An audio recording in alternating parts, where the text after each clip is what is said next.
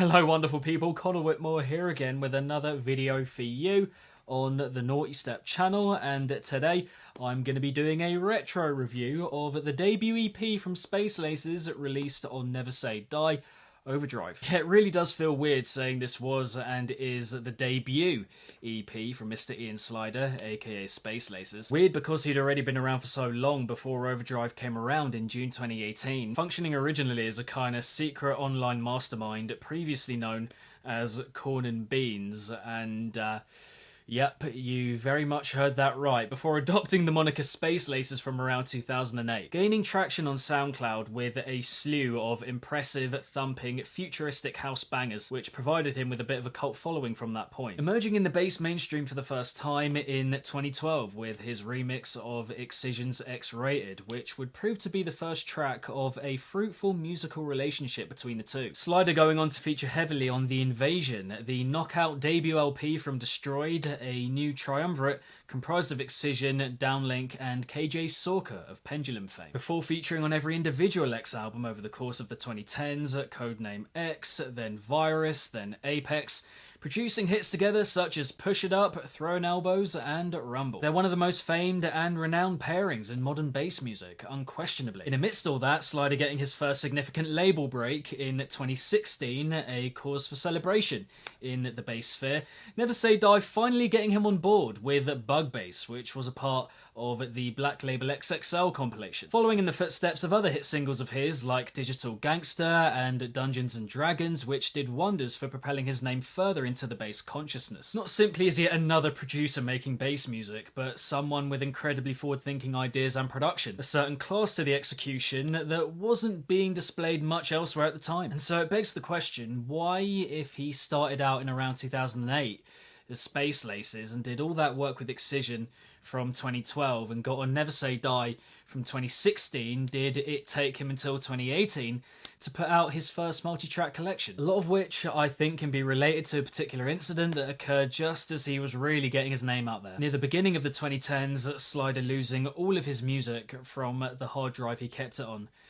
And I can't emphasize enough that, as reported, it wasn't just some of it or most of it, it was all of it. I mean, can you even begin to imagine? You start producing, and after years and years of hard work, you find that you're really onto something, and you've got a load of incredible ideas down, your production's great, you're formulating whole tunes, you know, finished stuff, and just waiting for them to be released, and waiting for people to enjoy them, and then it's all gone. Just like that. Quite how he picked himself up from that, I don't know. The amount of mental fortitude that it must have taken to effectively start over completely, but he did, and proceeded to take the bass scene by storm. After a load of Excision stuff, the odd single here and there, coming into 2018 with his last official release having been Cruise Control for Never Say Die Volume 5, which arrived at the very end of 2017. Rumours abounding, people wondering, could this finally be the year he comes through with something substantial? The true and definitive announcement of Space Laces on the biggest stage. Building up as arguably the most eagerly awaited bass EP of all time,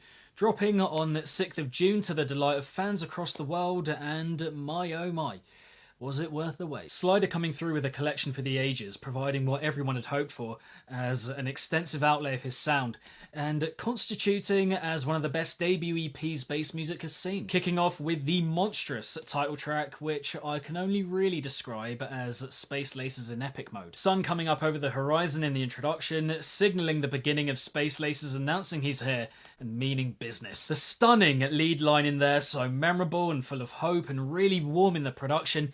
A new dawn is upon us right here.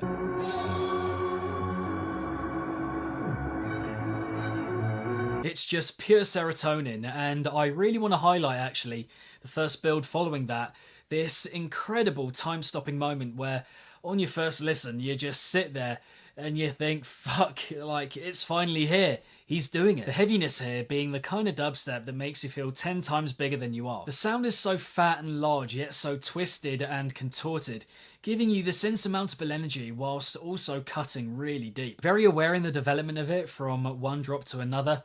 I love the second drop switch as the dubstep keeps reaching higher and higher. A tune of seismic proportions, you know, I watch the new Godzilla vs. Kong ads and I just see this track as the soundtrack to that. A testament to how large it is, really.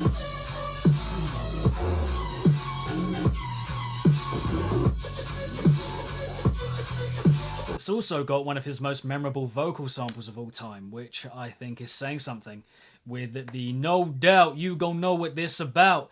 And on that note, I think the outro is really underrated in this tune. The kind of lengthy way that it fades out, I think, is expertly done. But then right at the very end, we get the first of a few memey closing snippets on the EP, with "We must do this again sometime." Following that, we have the colossal house banger Kaiju completing a very statement-making opening to the EP. Starting off by sampling, funnily enough, Gojira Tai Masura by Akira Ifukube, masterfully so, before unleashing some of his most full-throttle and savage material to date. The bounce and flow of the first drop and succeeding double drop is fantastic, and I love how ravenous the latter is as a kind of evolution of the former.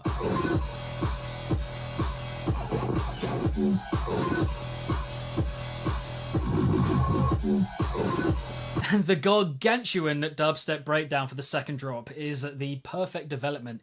Gets right in your body and completely throws you around. What I love most about it though is that he never does too much with the ideas here, instead allowing the sheer power and brute force of the production to really shine through. It's just so beastly. After that, we have Choppers with Getter, on paper a fantastic collaboration, and in many ways it really delivers. This right here is just one hit after another of the most high-octane, mind-melting, acidic filth. And, you know, not the most creative ideas, I wouldn't say, not that inventive on the whole, but that isn't really needed because of the refined feel of the delivery, plus the steady bop of the beat, which just keeps you completely locked in.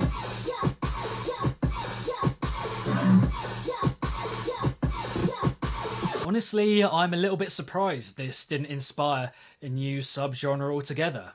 Acid Step? Anyone? Shall we get that going? Also, can't be forgetting the inclusion of the E sample, which had become a staple in Slider's music up to that point, and it was just so great that even though he was now on the biggest stage, he wasn't forgetting his roots and the little things that people loved him for. Cheeseburger at track 4 is an absolute sound design lover's wet dream, kinda like being lost in mud or quicksand and trying to set yourself free from your inevitable death, but at the same time, you're kind of enjoying it, and you're kind of like, well, if I'm gonna die right now, then it wouldn't be the worst way. This tune is so disgustingly colourful and rich and textured. Again, not one for memorable ideas per se, but you just can't help but marvel at the production on show here. Again, just so alive and real. It really is an exhibition in design.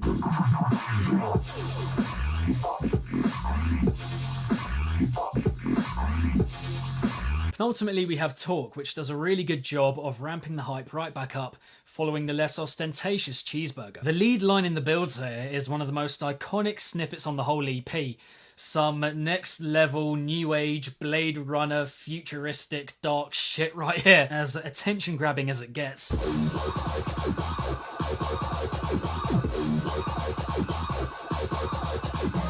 With more mammoth heaviness on show, and one of the best examples, I think, of Space Lace's screeches, which never go over the top, you know, always the right tone and pitch and volume, still gnarly and harsh, but in no way overbearing or overblown. The main drops here feeling a bit lackluster comparatively.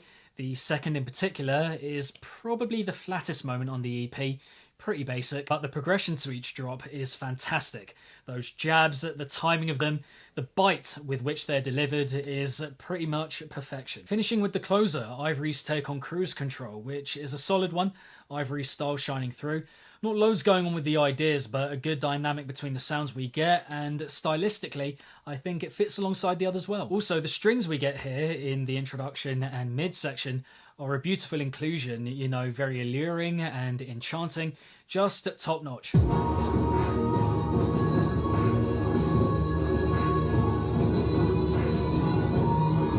By the end of the collection, very much feeling like you've been knocked out and hit for 6. Such is the intensity of the listening experience, but of course, in a very good way. The collection people have been wishing and hoping for so long. 5 tracks worth of new material from him packaged together, a range of styles on display, and another load of memorable vocal samples on show. And most importantly, his style just stamped all over it. Not only a sensational collection of music for the reasons I've discussed already, but also the catalyst for him assuming a much bigger role in this scene. The floodgates kinda opening in a way with respect to the amount he was putting out before, which he and his style deserved. In particular, his voltage mixes, which, in my opinion, both stand as some of the most impressive works in this field of music ever. Last year, he was hardly active at all, as we all know, but it was an odd and difficult year for everyone, and it would have been the same for many musicians, you know, not just in bass music, but in music overall, in all spheres of music. And with him, you just get the feeling something special might be around the corner. Overdrive was the springboard for Slider unleashing the ginormous potential in Space Laces, for which I think we're all eternally grateful. You know, yeah, I think I speak for practically everyone who likes this kind of music in that regard, and I think the greatest thing about it being that his best is very much yet to come. But yeah, there we have it, my retro review of the debut EP from Space Laces, released on Never Say Die, Overdrive. I hope you enjoyed the video. Thank you very much for watching. But yeah, after all this time, what do you make of Overdrive? Does it stand the test of time? Has it aged well in the kind of 2.5, 3 years since it got released kind of thing? But yeah, I want to hear from you. What is your favourite track as well of the 6 after it's kind of aged a bit? Drop all of your views, thoughts and opinions on this banger EP in the comments down below. Beyond that, subscribe if you're yet to, hit the bell along the way, and my social media accounts and Discord are linked below, as well as the new Nawtystep Patreon page, which, yeah, if you want to help the channel grow, reach its full potential, and get a load of exclusive content along the way, then yeah, be sure to check out the link below and the different tiers and get involved. After that, keep it naughty. If it's naughty, then you know, and I shall see all of you legends in the next one. Peace!